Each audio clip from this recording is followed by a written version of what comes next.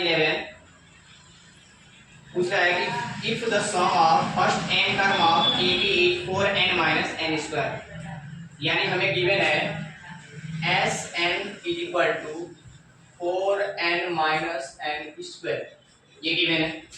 फिर आगे बोला है what is the first term, यानी s1 हमें फाइंड करना है।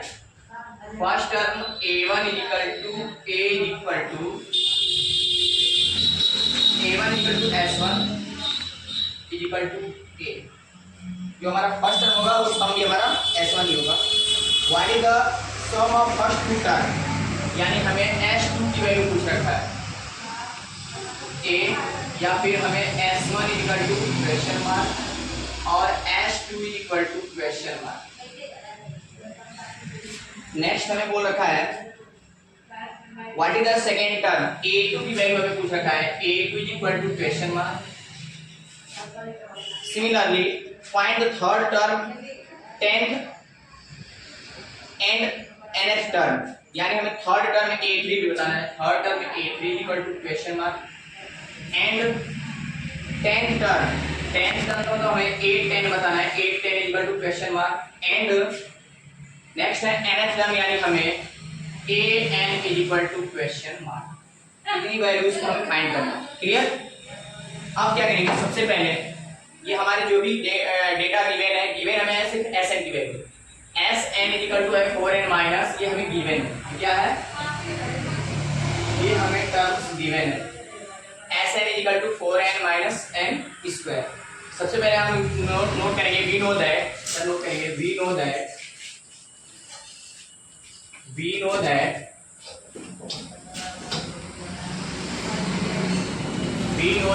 sn is equal to n by 2 2a plus n minus 1 into d। ये हमें फार्मूला है first nth term, sum of first nth term of ab। तो s1 is equal to a1 is equal to a, यानी हमें first term अगर given हो जाए तो वही हमारा क्या हो जाएगा s1। इसके अकॉर्डिंग अगर हमें sn गिवन है 4n माइनस n स्क्वायर, यहाँ ध्यान दें sn इज इक्वल टू, ये हमें गिवन है 4n minus of n square. अगर n की वैल्यू अगर हम 1 रख दें तो ये हमें फाइंड हो जाएगा s1, ये हमें फाइंड हो जाएगा s1 is equal to 4 into 1 minus of 1 square is equal to 4 1 या 4 माइनस 1 इज इक्वल टू 3, यानी हमें a1 की वैल्यू मिल गई क्या, a इज इक्वल टू 3, पहला answer.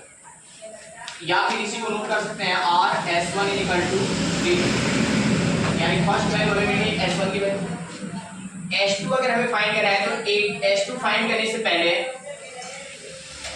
s2 is equal to अगर हमें फाइंड करना है तो यहां नोट करेंगे s2 is equal to n के प्लेस पे 2 प्रेजेंट कर देंगे, s2 आ जाएगा तो s2 इज इक्वल टू हो जाएगा 4 into 2 माइनस 2 का स्क्वायर। रिजल्ट आएगा इंप्लाइज दैट 4 या 8 माइनस 4 इज इक्वल टू 4, यानी यहां से रिजल्ट आ गया s2 is equal to 4, second answer. हमें s2 की वैल्यू फाइंड करना था, हमें फाइंड कर लिया s2 is equal to 4, second answer. Third हमें a2 फाइंड करना है। a2 के लिए हमें फार्मूला गिवन होता है वी नो दैट, ऐसे नोट करेंगे we know that sn minus of sn minus 1 is equal to an। ये फार्मूला होता है sn minus of sn minus n minus 1 is equal to an।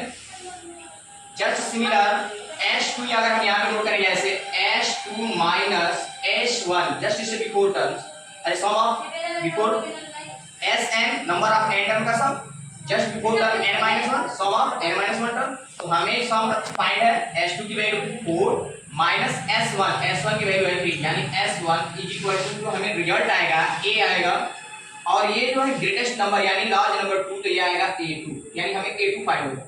s2 की value आने के 4 minus 3 is equal to a2, result आ जाएगा 1 is equal to a2, या यहाँ से इंप्लाइज है a2 इज इक्वल टू 1। ये हमें रिजल्ट आ गया a2 की वैल्यू, जो कि थर्ड हमें फाइंड करना था a2 is equal to question mark, और a2 की वैल्यू हमारी क्या आ गई 1, थर्ड आंसर।